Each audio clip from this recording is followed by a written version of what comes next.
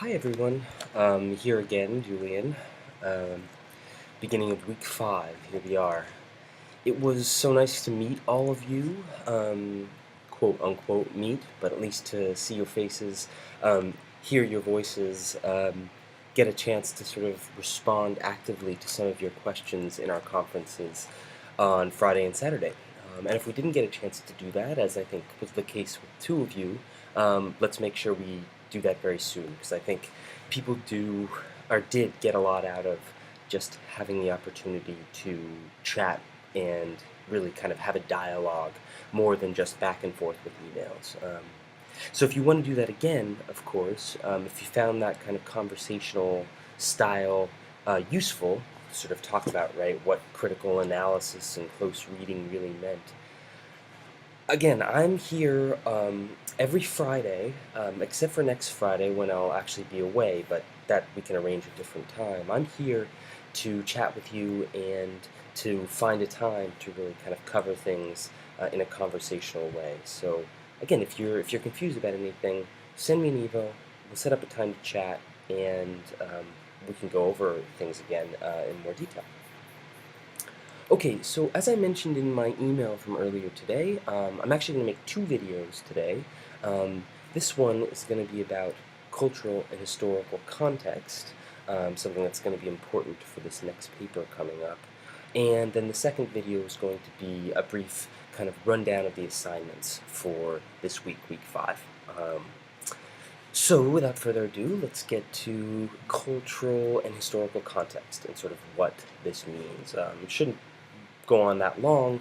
If you do have any confusion, just contact me afterwards. So your book, rather books that you don't have, but the Anteater's Guide to Writing and Rhetoric, which is in PDF form on Canvas under the Files section, so you can find that. In the first chapter of that, you're going to find, let's see how I want to do this. Hope you can see this. This little diagram, sort of a silly diagram to a certain extent, but also very useful in terms of establishing and figuring out what I mean and what we're going to mean together by the quote-unquote rhetorical situation. So this is this kind of fishbowl model using what the book calls the rhetorical triangle.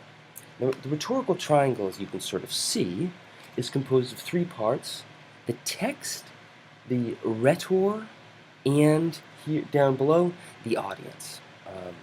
So in our case, let's just take the example that we're going to be using for the rhetorical analysis paper coming up in a few weeks. For us, the text is going to be the long goodbye.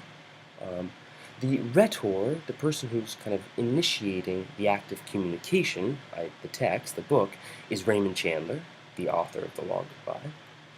And the audience is anyone reading this text by Raymond Chandler. Particularly though, what we're going to be interested in this class is the intended audience, the audience that Raymond Chandler sort of thought and imagined he was writing to, meaning the readers, especially in the early 50s in the U.S., but also, of course, as an extension of that audience, us, anyone who reads the text in the future. So that's the sort of basic rhetorical triangle. And again, you can find this, it's going to be in a little different form since this is an older copy of the book, but you can find this in the files on Canvas, in the files section, chapter 1 of the AGWR, the Anteater's Guide to Writing and Rhetoric. So as you see, the kind of silly diagram that the book uses is to put this rhetorical triangle, i.e. the text, the long goodbye, the rhetor, Raymond Chandler, and the audience, the readers of that text, inside this fishbowl. The fish in which, using this metaphor, sort of extended metaphor, the water in which this rhetorical triangle sort of exists is the historical and cultural context, as you'll see up here. So all of these things, the text, the rhetor, and the audience of that text, exist in the kind of atmosphere of the historical and cultural context. They all participate in that. and in some sense are defined by their historical context. So what that means is that Raymond Chandler is using a particular set of assumptions that we can kind of attempt to recreate by understanding what his cultural and historical context was and what, say, the expectations of his intended audience, the intended audience of his text, The Long Goodbye, what those assumptions were and what those expectations were. So when we talk about historical and cultural context, we're really talking about the assumptions that both the rhetor, the author of the text, and the audience, the intended audience of that text, the kinds of cultural assumptions that they shared. Um, so we can use a kind of example of this because, in fact, confusing and kind of weird as it might be to imagine, um, we ourselves in the present have a cultural and historical context. Will come as no surprise to some of you, of course. By that I mean we have certain assumptions, cultural assumptions, that determine the way that we communicate with other people. Let's take a really simple example and say something like social media, something like Facebook, which, say, when I was growing up, well, when I was your age, it was just getting underway, was not really a way that people communicated.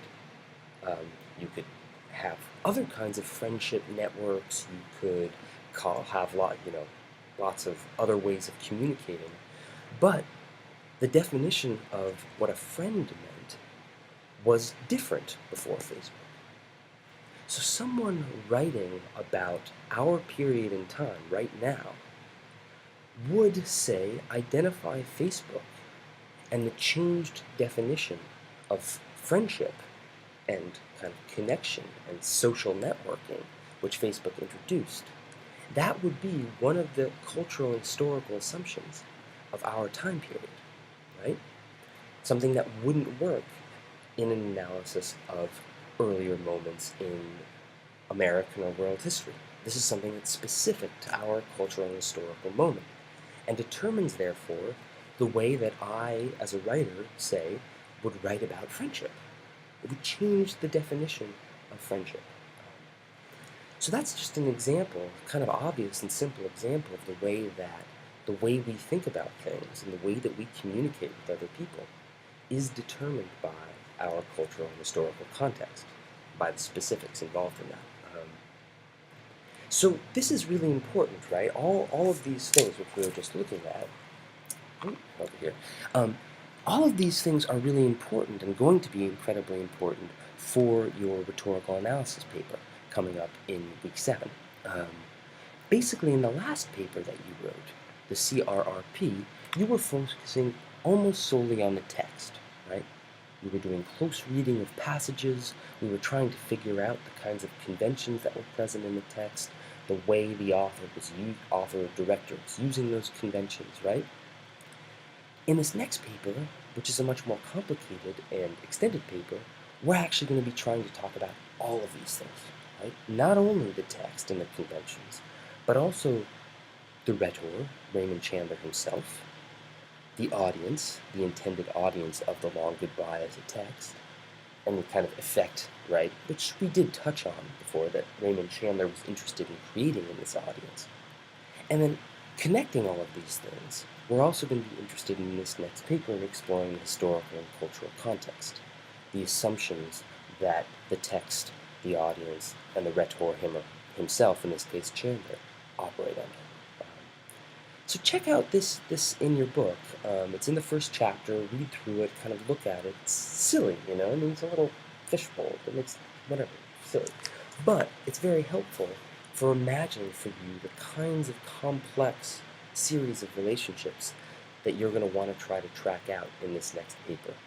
Kind of reaching out and trying to understand some of these historical and cultural assumptions, the gender roles, say, with which Raymond Chandler is operating, or the overall economics of this period in American history, and how that might help us understand why Marlowe, say, has these particular opinions, or this kind of cynicism in his relationship to the press. You might actually go back and try to do some research about what the press was like at this time period, so that Harlan Potter, who's the important figure in The Long Goodbye, right? This sort of mysterious, withdrawn figure that he is. You might actually do some research and say, what was the press like in America at this time? What was the opinion of the audience at the time this book was written? And how is Chandler playing with that? And how does that then help us read and understand the effects that he's trying to create in the book? So that's a lot of information, sort of a lot to kind of handle. And again, if you're confused or want to talk more about any of that, just let me know, and we'll arrange another time to chat. But this sort of model of this rhetorical triangle existing within a historical and cultural context, that's the kind of thing for you to try to grasp. And again, you don't want to make generalizations about this historical and cultural context, say, in your paper. You want to choose something very specific. So don't just say, oh, it was in the post-war period. Right? That doesn't really help us understand this novel. Right? Say, the 1950s in America were a period of great economic turmoil, and therefore this helps us interpret. No, find something very specific about the historical and cultural context that you want to explore, and that you think will help you interpret something about the text and analyze something specific about the text. So that's what your goal is, especially for this next rhetorical analysis paper that you're going to be writing. So again, and the last point, your presentations for Thursday are going to be only about that cultural and historical context. And that might be something, I assume it will be something, that you want to use some of the research that you do for these presentations in your rhetorical analysis paper. Again, your rhetorical analysis paper isn't going to be only about the cultural and historical context, but you're going to want to include that in this kind of total interpretation and analysis that you're going to be doing for that paper, which is going to include analysis of the text, the Long Goodbye, the rhetor, Raymond Chandler, and the audience, the intended audience of this text within the cultural context, the fishbowl. Okay, I hope that helps a little bit. If you're still confused, let me know. I'm happy to answer questions, as always. Again, it was nice to talk to you, and I hope we get to talk more in the future. Let me know.